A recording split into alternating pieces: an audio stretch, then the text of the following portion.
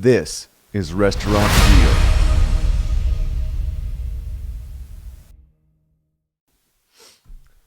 Seriously, like every time I have the sniffles or like I blow my nose, feeling a little tired, I feel like, oh, I got the fucking corona. I got the Rona all of a sudden. It's like, I can't handle that stress. Anyway, hey guys, been a little bit. I was on my comedy tour. Took a little comedy detour. If you saw that, checked out. Tried doing a little comedy. I enjoyed it actually, and I got some things to work on. Obviously, and I'm gonna do that again. This time live, like in front of an audience, in about a month. So I'm excited about that.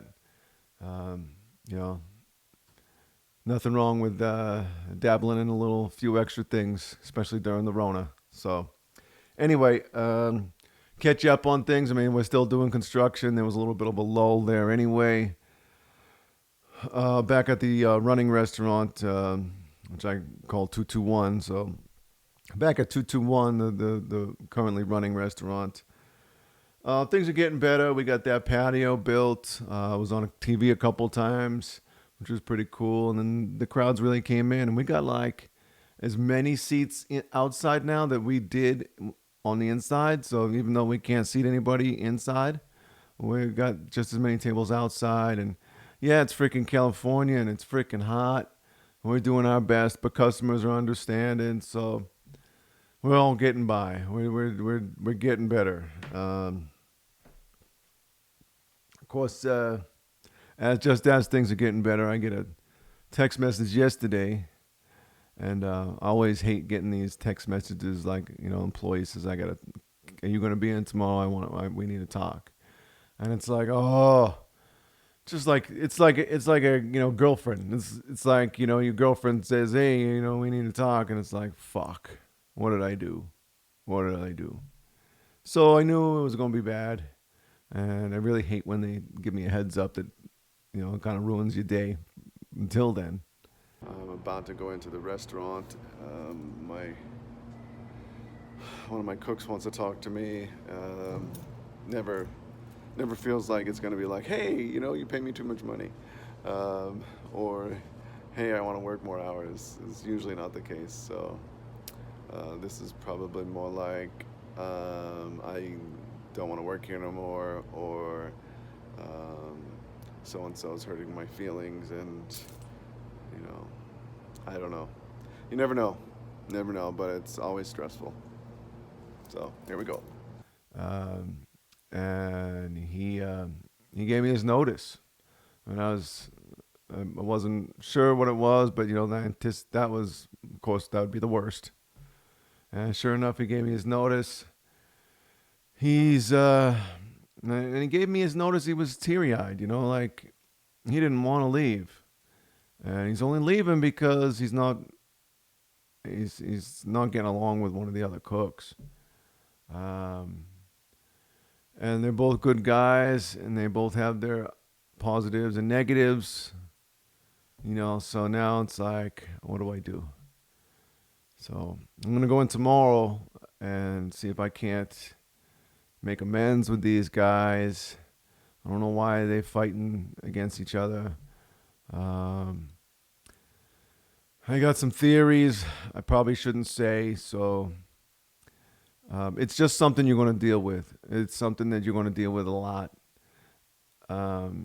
Just employees not being happy with you or not being happy in general. It could be something in their life. It could be something that you did. It could be something another employee did.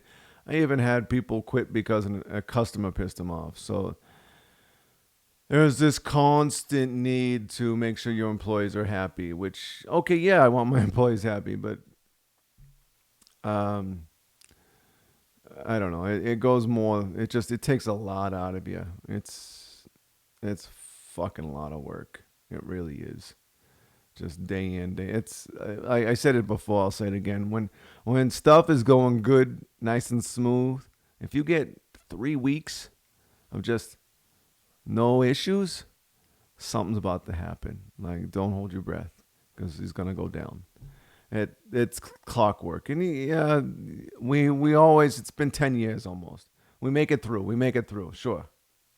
I'm just saying. If you're watching this because you're thinking about the business or you want to know what it's like, it sucks. It fucking sucks. This shit happens all the time, and it's a pain in the ass. What am I gonna do if my second in command leaves? He works 60 to 80 hours a freaking week. Now I gotta find somebody during COVID. Nobody wants to work during COVID. They're taking. I had an employee come in the other day, first time employee. She comes into work. She works 2 days, takes a nap on the job. She's literally standing up sleeping. Why? Because she just wanted me to fire her. Why? So she can collect $1,200 a week.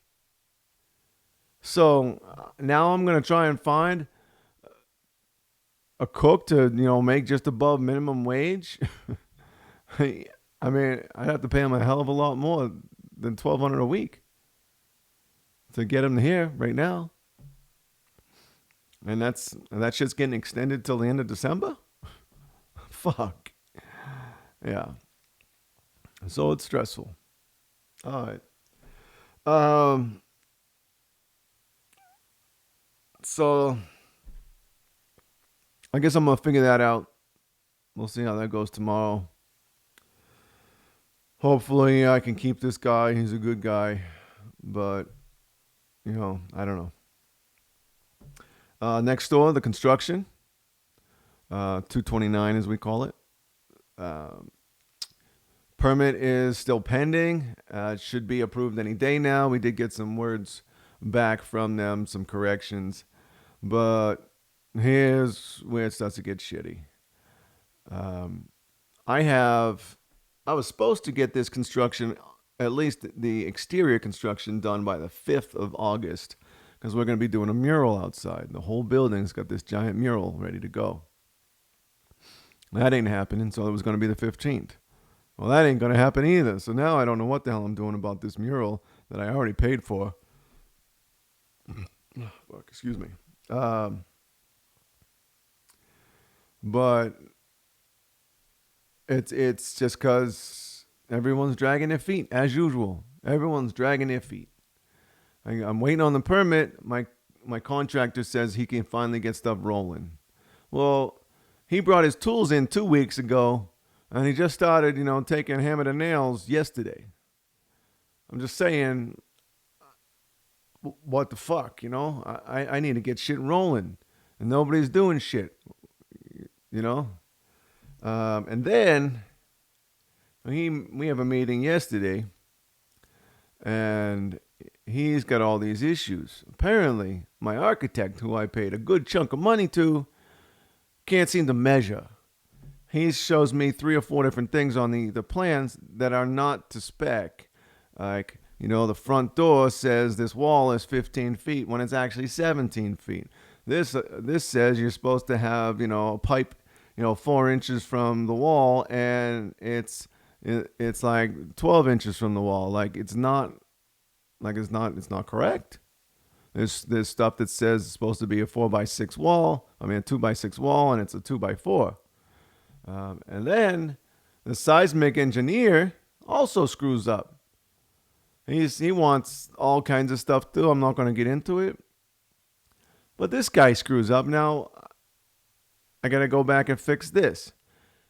Then the electrical engineer didn't bother doing the code for the city of Roseville. He drew out plans in general, but not per the city of Roseville code. So basically, they don't fucking help me.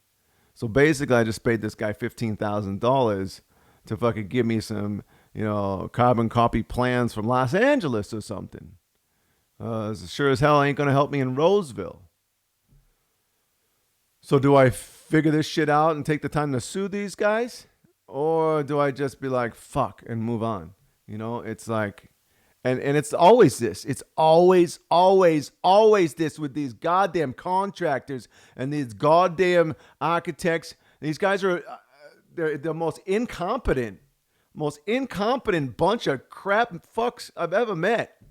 Always. It's not these particular ones. It's all of them. Every single one of them I ever met. Useless.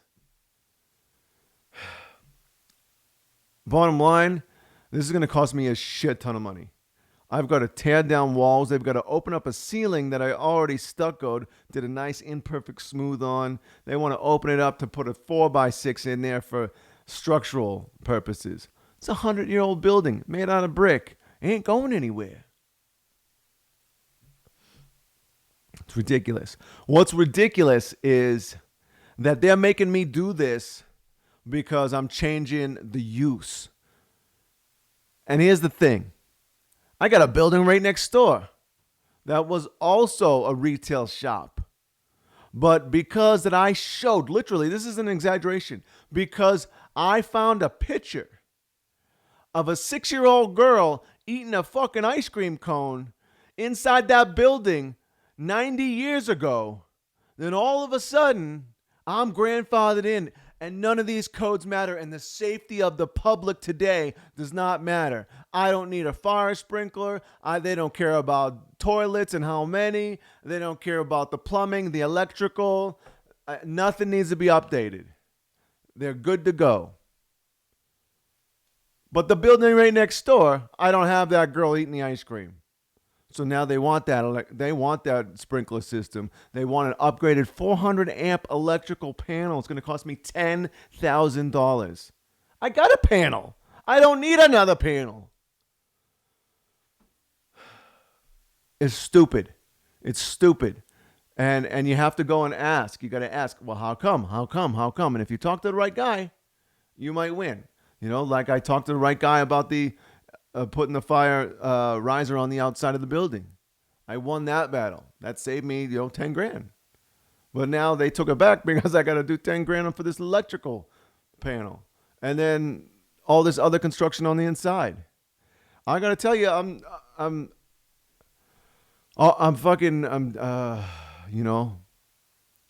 like, why do I fucking bother? Why do I bother? The city. The building departments are always there to put you down, to slow you down, to make sure it's as hot as possible. I don't give a shit what anybody says. They don't make anything easy. They know all the answers, but they won't ever give you any of the answers because they're not going to be held liable for giving you a different idea.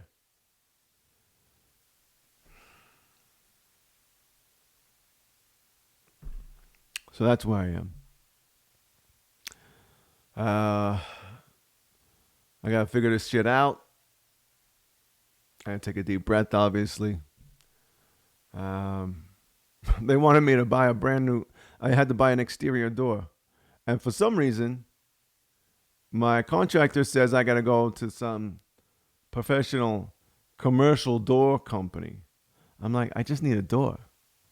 Why is it going to be, what's so special about their doors versus like a Home Depot door? So I go, get a bid, see whatever, right? And they give me a bid. $5,500. It's not an ornate wooden hand-carved door, made by Jesus himself. It's a steel gray door like you would see in an alleyway. It's ugly. It's a piece of metal. It's hollow. So it's not that, worth that much. $5,500. I go to Home Depot, the same door, $400. There you go. Why can't I get that one? Why can't I? There is no reason. So for you guys that might be interested, there is no reason. These are the things I'm talking about. I could have paid $5,500 for a door because some guy said I should buy it from a commercial vendor, but I don't need to. Why do I need to? There's no reason. It's apples and apples. It's the same fucking door. 84 inches, 36 inches, solid steel. It's a door. It's a door. It's a door. $400, $5,500. But no one will tell you. No one will tell you that there's a $400 option. You have to know. You've got to figure it out and know. That is the building department. That is every contractor. That is every architect. That is everybody in this business I've ever come across. This architect was going to cost me an additional $20,000. I'll tell you why. This panel, so this electrical panel, initially they said, hey, what kind of equipment do you want?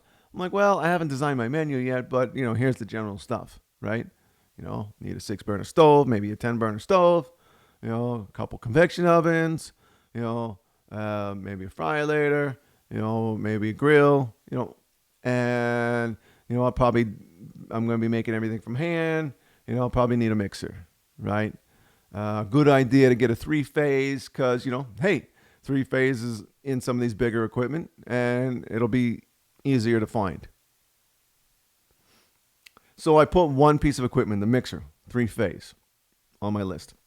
Because of that 3-phase, because of that one single mixer, they write out plans that state, I now need a brand new, what the fuck is that thing on the, is that a transistor? No.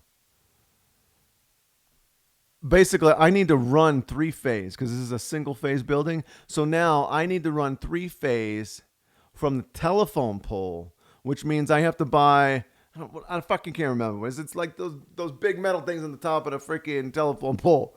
Is it a transistor? I can't remember. It doesn't matter. Those things, it'll come to me. I gotta pay for one of those. $18,000 to get one of those so I can run 3-phase to my building so I can have one single floor mixer. $20,000. Here's the thing. I don't really need a floor mixer if it's going to cost me $20,000. And here's the other thing.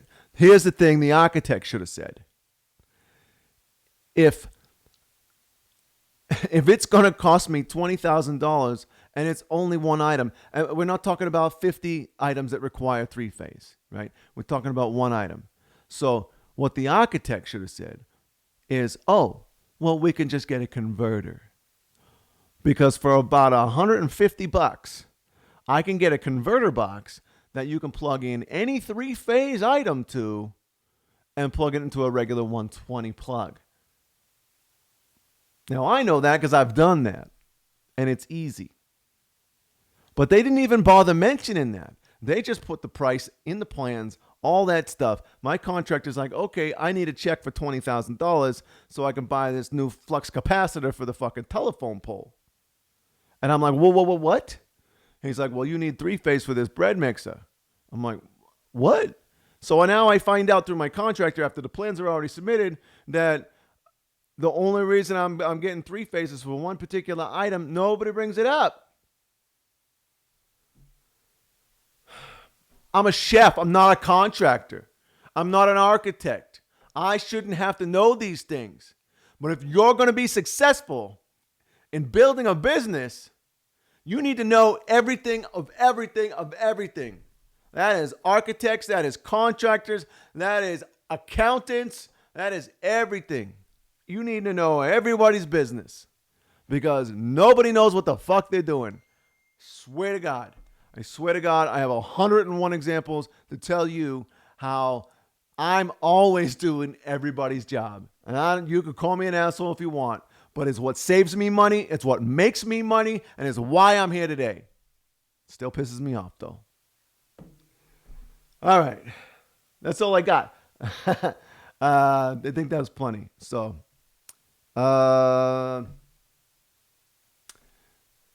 take care. That's hot!